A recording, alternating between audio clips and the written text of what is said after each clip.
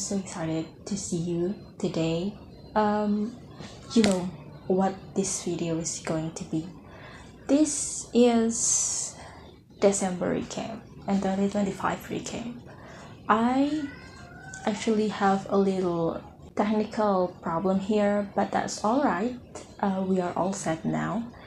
So I'm going to review what I like in December and 2025 all over. 2025 is eventful. It's not a year where nothing has happened. It's not all bad. It's not all good, but it's eventful. I want to be honest with you guys. I don't really know how to do opening on video. I try to say hello and welcome back, but I don't know. Well, I hope you don't really mind about my intro. I try my best. I really try my best. I know it's already January, and that's why it's a perfect time for me to recap what I like on December, what I did on December and in 2025. We will review like the previous video of November recap. Of course, that will include what I read, the media I consumed during December, the art I made. The first, of course, category is book. I don't really read a lot of book. Actually, I don't read book at all. I still, December is like my contemplation month where I think my reading style is no longer serving me, but I don't know how to start reading properly again. And then by the end of the month, I decided that I want to finish one book. I cannot read many books at once. Like my previous reading style is not working because I keep forgetting what I have read, and I ended up have to read 5 more previous pages to continue forward. So, and on December, it's like deciding a new reading style for me. That I decided to finish one book before starting another, and then start with Normal People, which is I'm still reading right now. And the continuation of this reading plan is my January to February TBR, which we already talked about it in the previous video. And besides reading it, I also start to annotating it. Not only put highlighter and quotes, that's how you annotate, right? I'm confused when you annotate the book, what you annotate. For me, it's something relatable scene, relatable quotes that really makes me or dialogue from character that really move me, or revealing their true feelings or their true intention. And also, I will make book summary after I reading it. Here's the thing: when I'm about to make a book review video, I always make summary of the book I want to talk about. And on the previous video, those books I already watched a long time ago, and I kind of forget, not really covering everything. I don't know your opinion, but it's not really cover everything, it's not in a spoiler way, but I don't feel satisfied with my own review. And the next media I consume in December is movie or TV series. This will be a long gap. Bear with me because I will be fangirling over a few things here. On December, I started to watch 3 series: Foundation, Shadow and Bones, and Station 11. I told you I already marathoning Foundation, but I decided to rewatch again slowly. There are few things that I missed on the show when I'm marathoning it, so when I rewatch again, I understand more about the story. And now I currently just finished season 1 of Foundation. Season 1 is about Cleon 13 to 15. My opinion about the show, okay, bear with me, I'm going to fangirling on this. Lee Pace is hot. Yeah, I mean, he is. In every movie, he is very hot. Besides that, I really like the concept of galactic empire, but it has 3 emperor on the throne: Brother Dusk, Brother Day, and Brother Dawn. I don't know why they have 3 emperors on the throne, but ultimately the biggest power is held by the middle throne, which is Brother Day, which is Lee Pace's role. So as the story continued, at the beginning we saw Cleon the 13 was in the middle throne, and then wait, 13 or 12? I confused. I think it's 12 because when the next brother Dawn growing up, it was Cleon the 14. I think I forgot that when Cleon the 12, when he was in the middle throne, there was a big started crisis, like big event that started the crisis, the destroying of Starbridge, and the alleged impetrator is Thespis and Anacreon. But when the story continued in the future, when the baby Dawn, the Dawn that was still a child, not growing man, not the Cassian Belton, when he grew up and became a day, he knew that it was a mistake. He understand that Anacreon and Thespis were not the perpetrator. They are the Black Goats. The elder Cleon, which is now Brother Dusk. Please bear with me because this is kind of complicated, but once you understand, you will be like, oh! Okay, so the elderly Cleon, which is now the Brother Dusk. Brother Dusk was initially the one who punishing Anacreon and Thespis because they allegedly destroying the Starbridge and initiating war. So when this baby Dawn growing up became a day, he realized that his brother's decision to exile the Foundation to the Terminus and blaming Anacreon and Thespis were wrong. But also it's inevitable because for him, it's like the legacy that passed to him. It's not something he created, but it's like damaged legacy he must carry. And this is not only Cleon the 13 carry, it's also passing down. And it's all beginning with the exile of Foundation to Terminus. So the story continued, and then now the baby Dawn now is a day.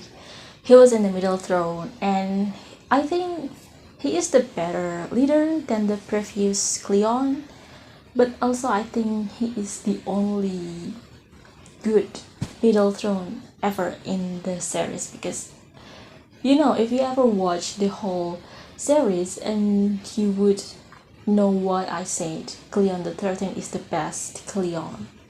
Of course, he had politics to do. He did the spiral to prevent war. And actually, when he did the spiral, what he said is not really true, and Demerzel knew it. But also, if you think it's not a matter of Cleon say the truth or not, it's just a strategy to prevent war and separation on his dominion. And we're going to talk about Brother Dusk. There are not really a lot going on with Brother Dusk in season 1 because Dusk were they, the one who annihilate or destroying Thespis and Anacreon world, and then when baby Dawn became a day, he demanded Dusk to take responsibility on what he did. And then the most interesting Cleon in the series is Brother Dawn, Cleon the 14th, the new Dawn. He is someone who's still looking for the meaning. I think he already know the meaning, and he opened his eyes to the white, to know the truth. Until the end, he got a very massive existential crisis. At the beginning of the story, Dawn is about to ending his life, but of course it's not successful because of his aura. And then he met this girl Azura who take leverage of his crisis, but at the end, Brother Dusk rescued him. Brother Dawn in season 1 is really interesting character because he is the most complicated than other Cleons. It really hit me when he realized that his life is not meaningful, because if he died, the other Dawn would be extracted from the tube, and he was just like a disposable thing. That's why he had such a big existential crisis. What really shocking to me among of these Cleons are when the story about to end, Demerzel killed Dawn because she thinks Dawn is a defect of Cleon's. It is really shocking me because Demerzel should not be able to harm any Cleons, but he did it to Dawn. And then after the spiral, something about Day is changing, and he is more empathetic. He is the one who buried Dawn. I cannot say buried because he was not buried. He was the one who walked Dawn's body before it evaporated. And he feels sad. Also, Day referred to Dawn as his son when he talks with Azura. And of course, we cannot forget Harry Seldon, Gal Dornick, and Salvor Hardin. Season 1 is my least favorite of Foundation, in the Terminus I mean. Because it's really confusing, like all of the characters trying to find out what this vault is. Only it revealed at the end that this is Harry Seldon's tomb. And then Harry walking out the vault and said, "Oh, we are Termini. Thespis and Anacreon must be band together to defeat the Empire, blah blah blah blah." Suddenly, their allies change. The Terminus, or the people of Terminus that Harry said Termini, previously was still allies of the Empire, but after they listened to the prophet, Harry Seldon is the prophet by the way, they changed. And then Harry Seldon is my least favorite character, I think, because he is so indecisive. He made everyone guess, and I'm so sorry for Gail because she is the one who really affected by Harry indecisiveness. And now I'm going to watch season 2. For the season 1, I think I'm going to give rating 4 out of 5. What about season 2? We will find out. Okay, the next series is Shadow and Bones. There are 2 seasons with each 8 episodes on it. You know, I didn't really into fantasy, not really. And then when I heard Shadow and Bones, I thought it would be like The Wheel of Time, but it's not. Well, it's similar, but it's not, if you know what I mean. Like, it's the same, like people use some kind of power. I did not marathon it, but I did by the end of season 2. Like, okay, like I just want to watch episode 3 to 8. I finish it in one day. What I really notice about this show is it's very classic story. There are good and bad people, and a good against bad. Alina versus the Darkling or Alexander. But this show is get me feel something, not the dynamic of Alina and Alexander, but more about Alina and her friends, especially with Mal. Like from the beginning, we knew that Alina and Mal are love each other, but they're like, we can wait, and then like we just friends. Like, what the hell? You are not friends. That's really get me to just told her you love her. And Alina is like denying her power. I don't know how to refute this because all I remember right now is the end of season 2. Maybe that's all I should talk about. By the end of season 2, which is the end of the show, really disheartening. A little bit of disappointing me.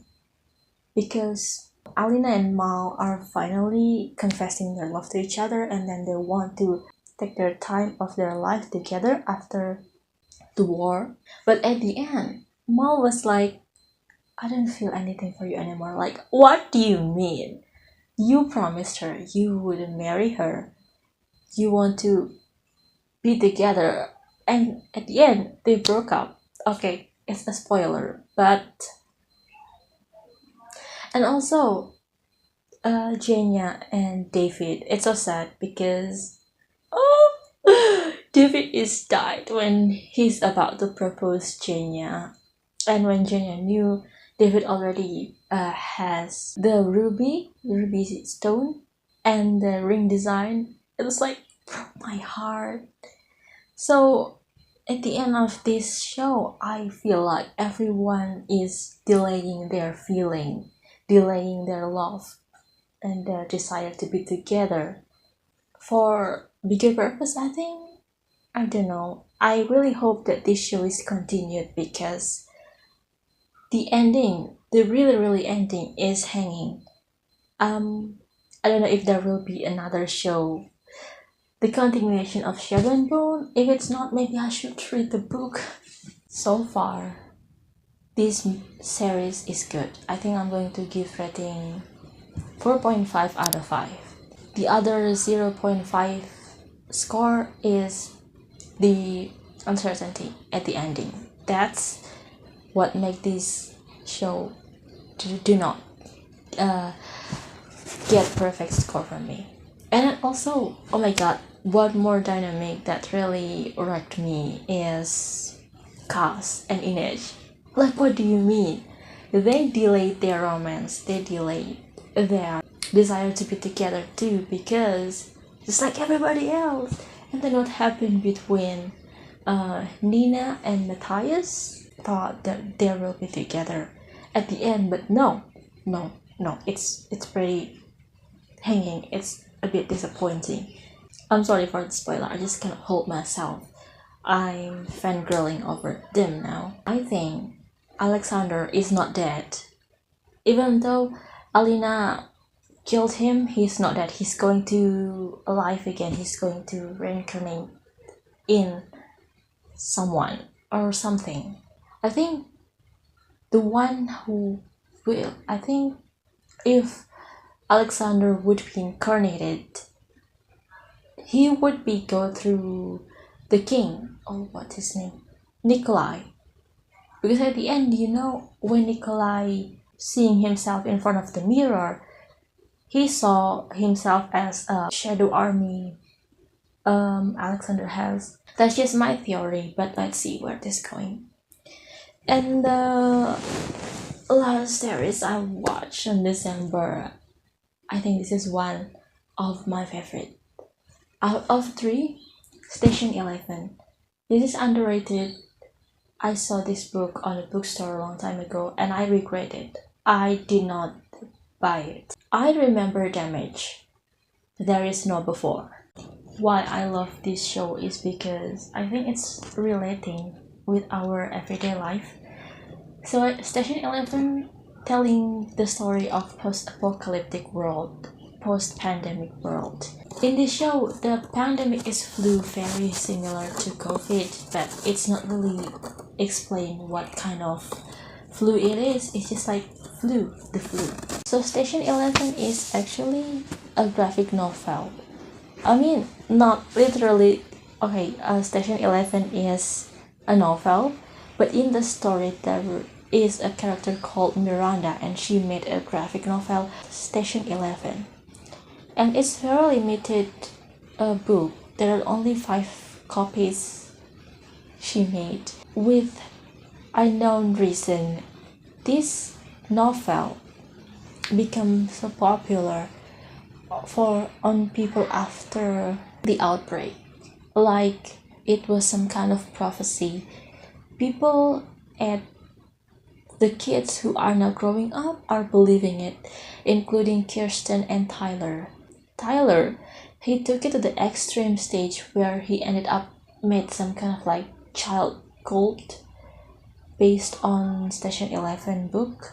I don't really know why this book was really special for them, but in this show, it's telling that everyone who reads the book are some kind of like influenced to the point that they acknowledge the book is the truth, some kind of like prophecy or scripture. I think it's really a bit relevant, not in the sense of certain book becoming cult.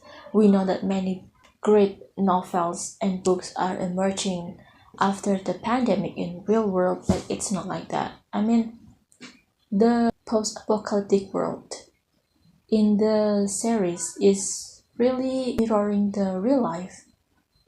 So in the series is really like when the society destroyed, people died, and planes take over, very much like biopunk but messy version. Meanwhile, in the real world right now, the effect of pandemics, but mostly is psychological and economical. You know what I mean. And the line "I remember damage" really related. I mean, like, I don't mean to be philosophical, but I think every generation that experienced COVID have different opinion. For example, for my parents, the outbreak might be just like a disturbance of their peace, but for people at my age, it feels like our time and youth are taken away. And it's not stopped there. The effect is still poignant until now. It's like this scar that has not fully recovered. Okay, move on. Besides TV series, I also watch few movies. Not much, not like November. I watch Fight Club. This story, I don't really like these movies.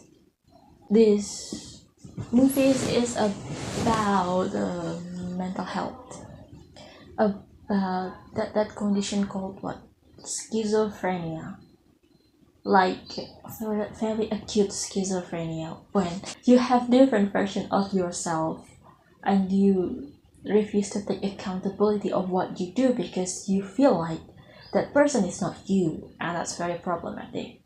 That's just the point of the show. And then I also watch Memento, another old movies from 2000. The story is about a guy who seek revenge of his wife's death. But again, this movie is about mental health, like loss of memories. I don't know what it called on medical term of it.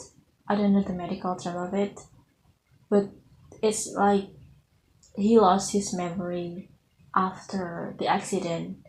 But I got suspicious if he really lost his memory or if he refused to remember. It's like Fight Club when he feels like there is someone who killed his wife, but at the end, the one who killed his wife is himself, and he refused to take accountability, saying he lost his memory or he refused to remember.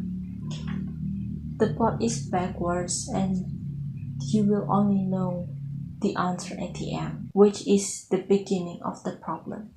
Another movie I watched in December is Saltburn. It's I watched this because many people online talk about it and said it's gross, it's controversial. I mean, yes, this movie is a little too brave, too show, too explicit, but I don't think it's that gross. I mean, I have watched other movie that make me gross feel ew more than this one. Especially that scene when he licked the bathtub. Of course it's gross, but it's not something that make me trauma. I think this story is about narcissism. I don't know if this story is about narcissism, but I think so because he tried to take over someone's belonging, someone's family in a cruel way.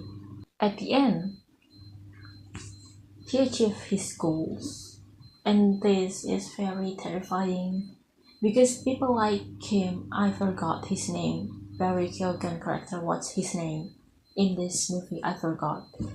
People like him are very common in the real world if you notice, and they could destroy your life, not only a little bit but entirely. They get into your family, they get inside your skin to destroy your life until they get what they want from you. Either if it's your freedom, your belonging, or anything. Also, it's remind me of other movies I watched in 2025, which was have the similar tone. It's called Mother. It's infuriating. This movie makes me angry. I don't think I need to explain what this movie is about. You just need to watch it. If you don't know, I don't want to explain it here, but I want to express my reaction. This movie makes me angry. This is also what many people do out there. Keep giving and giving and not standing at their boundaries in the name of love. They think that people they love could change if they give more. But it's not the case sometimes. You just need to step back and say enough is enough before you got nothing to left. The other movie I watched on 2025 and also in December is The Running Man. The reason I watched this movie is Lee Pace. I don't know, I feel like I'm a big Lee Pace fan. It's not that I watch all of his movies, but every new movies including him, I will watch it. Maybe. So this movie is about someone who trying to make money by running and be killed. This movie is very tragic at the end because it's revealing that the hunters are initially was the victims too. They were the winner and they were created to become the hunter. Lee Pace is the hunter, by the way, and then the handsome Glenn Powell was the victim or the participant, whatever you try to see his role in this movie is. When I watched this movie, I thought this looked like the Hunger Games when the participant is trying to save his life from the hunter. But at the end, that's really heartbreaking. At the end, it's tragic. It's not like the Hunger Games at all. It's similar, but not the same. You should definitely watch this movie. This movie is so fun. I want to watch this movie again. Maybe I will watch it again. And by the way, this movie is also adapted from Stephen King's novel with the same title. Okay, the last movie I watched in 2025 before I move on to other category is No Country for Old Men. This is one of the movie which is stay with me after I watch it for a long time. And this is also one of the scariest movie I ever watched. The genre is not horror, it's thriller, but if you think about it, if Anton Chigurh exists in real life, it would be a real horror. He, they, whatever Anton pronounces, operate on his own moral, which is not fit with many of people moral. He do what he do. He doesn't believe in consequences. He flip the coins and then call it fate. And it's really terrifying. And then I actually cannot comprehend Anton Chigurh at all. He's unlike other movie or book character that I can dive in to understand his motive.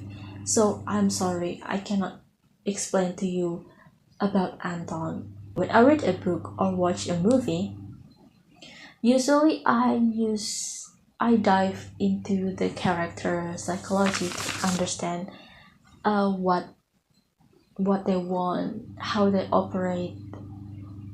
But with Anton, there is a barrier I cannot penetrate. Like it repels me. Like, okay, you stay outside. You cannot understand this character. It stay like that. You don't have to understand. So yeah, he is the human anomaly, but the extreme form of human anomaly.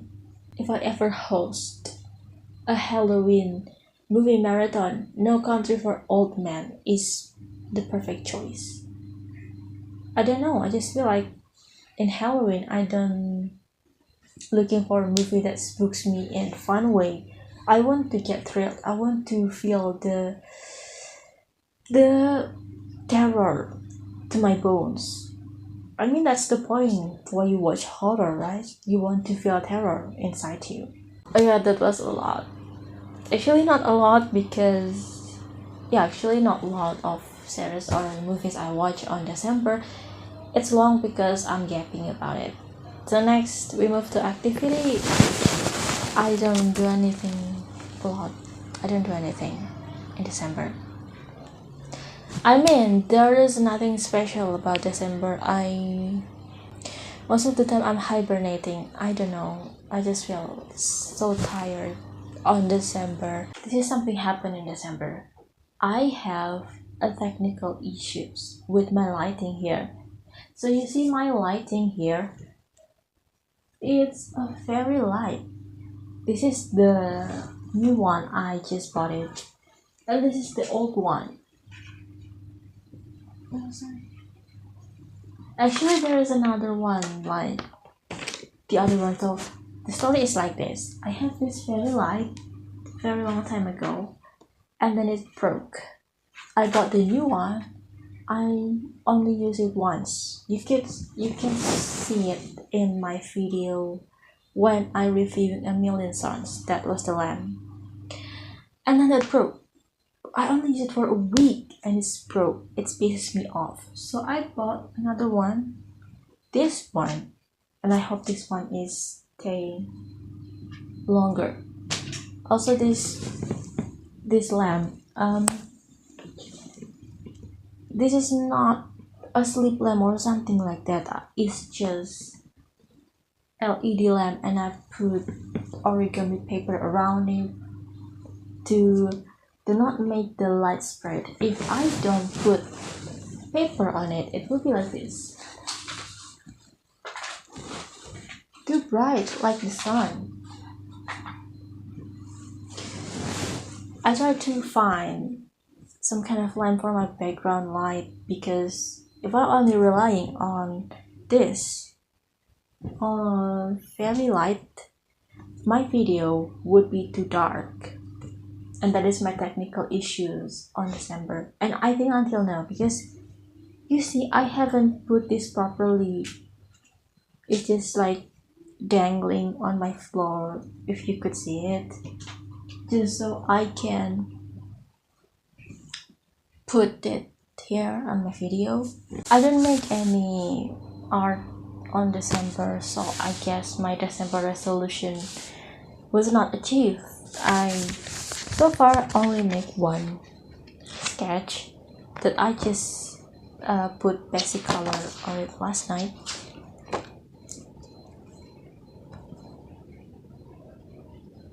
Brother Dawn.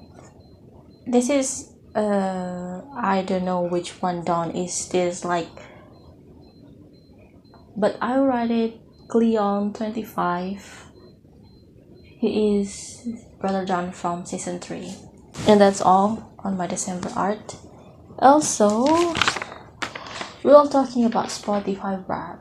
This period, this time is the perfect time to talk about Spotify Wrap because I feel Spotify Wrap is wrapping all of my 2025 music So if I talk about it on last month on November 5th, it would not feel right for me. But now we're going to talk about Spotify Wrap. It's my music wrap on December 2025. I have 5 top albums, which 3 of them are Lana Del Rey. The first one is Honeymoon, and the second one is Born to Die, and then the third one is Ultraviolence. With the fourth album is Bintang di Surga by Peter Pan. It's an Indonesian band. And also the last one is Where the Lights Gets In by Ben Barnes.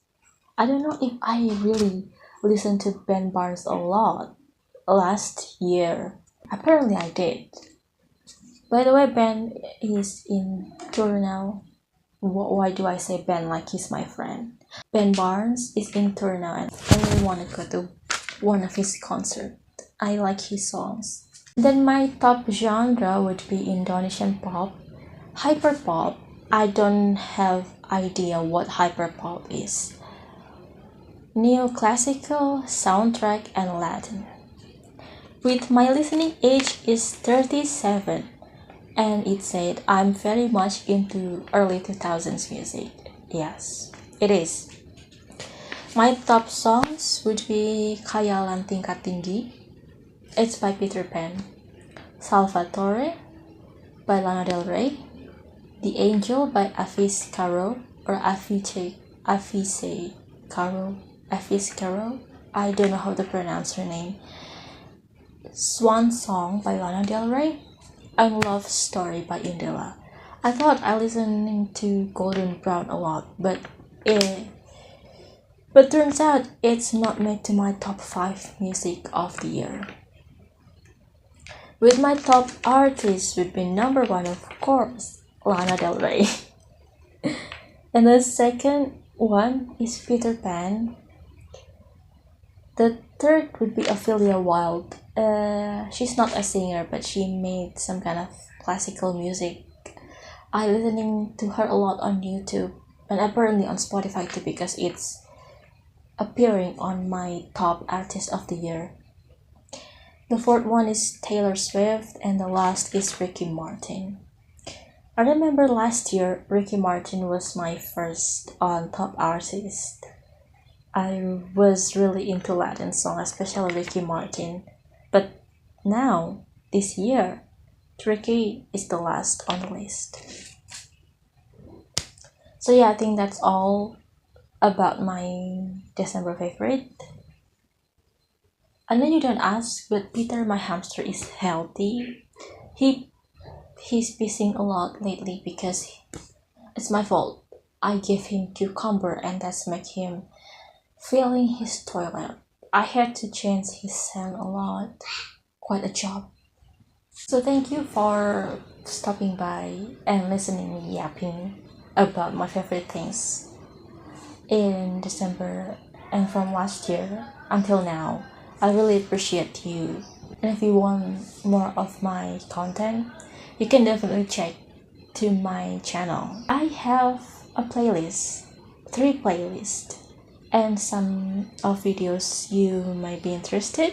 I'm going to finish my brother down sketch or painting today, and I'll see you guys in my next video. Bye!